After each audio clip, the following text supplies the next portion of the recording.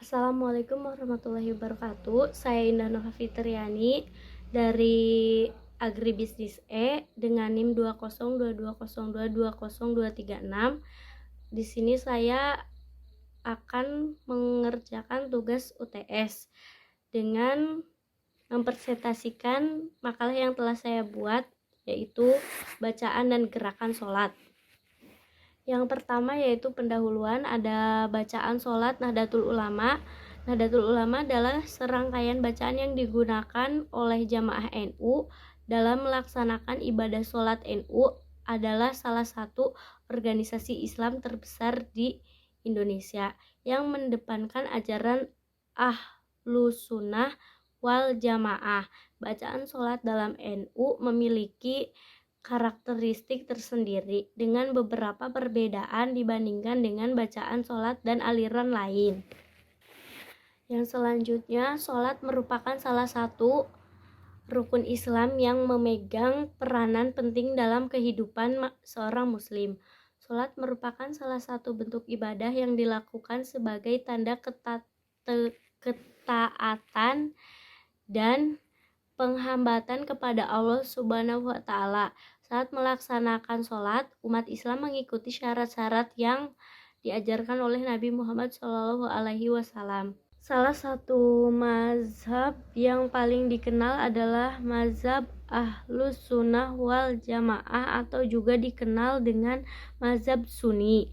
Mazhab Sunni mengenal berbagai jenis bacaan sholat dan metode pelaksanaan sholat yang disebut bacaan sholat NU. Bukti kewajiban sholat dapat ditemukan dalam Al-Quran dan hadis Nabi.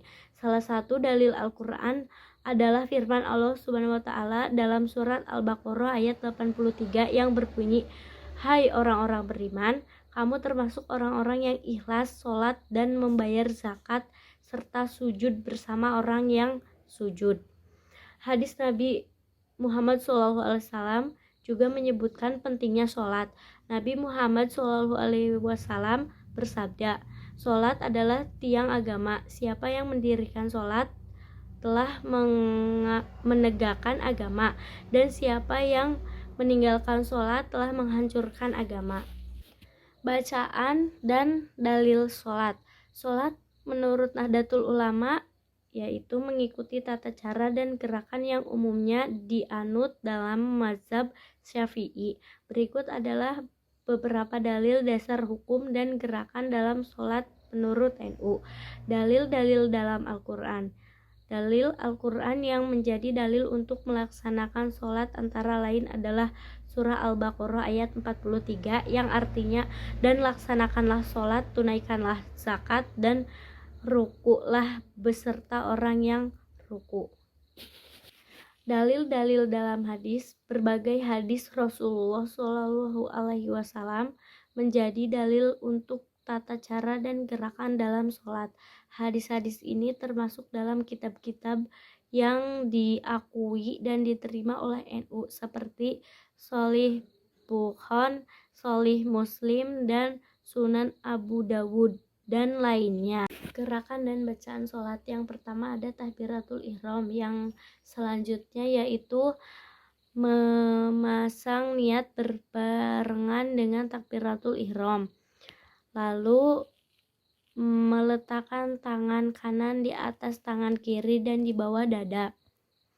Yang selanjutnya membaca doa iftitah, lalu membaca Al-Fatihah dan suratan pendek.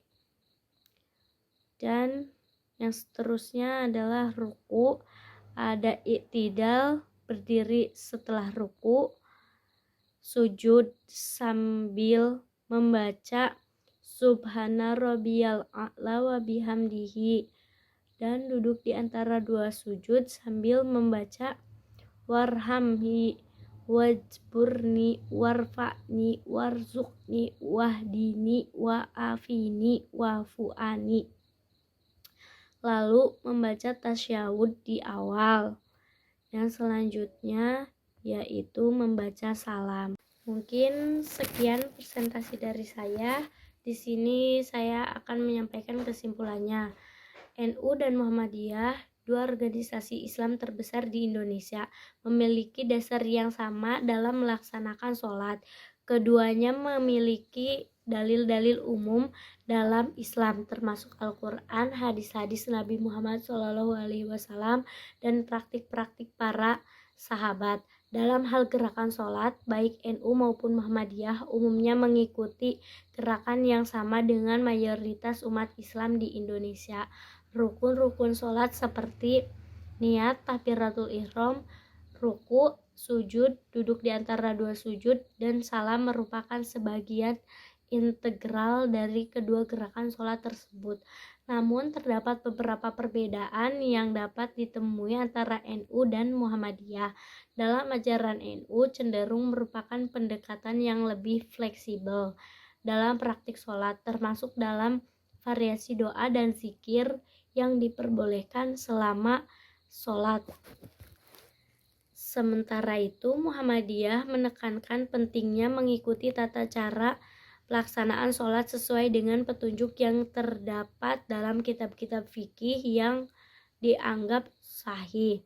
Dalam kesimpulannya, meskipun terdapat beberapa perbedaan dalam praktik sholat antara NU dan Muhammadiyah, keduanya tetap mengacu pada dalil-dalil Islam yang mendasar. Terima kasih. Wassalamualaikum warahmatullahi wabarakatuh.